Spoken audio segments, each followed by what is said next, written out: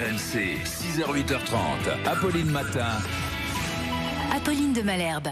Et on commence avec vous, Victor Joannin, à 6h24. Vous répondez à la question qui vous a été posée à allomarie@rmc.fr. Et ce matin, une question de Véronique. Elle habite dans les Pyrénées-Orientales et elle vous demande: ma mère habite au-dessus d'une terrasse de restaurant. La fumée de cigarette rentre dans son appartement. Les jardinières servent d'urinoir aux clients.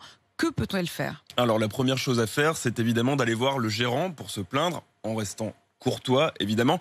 Mais Véronique nous écrit qu'elle l'a déjà fait et que rien n'a changé. Dans ce cas, rendez-vous à la mairie. On vous donnera le contact d'un conciliateur de justice. Il y en a plus de 2000 en France, c'est gratuit, pas besoin d'un avocat.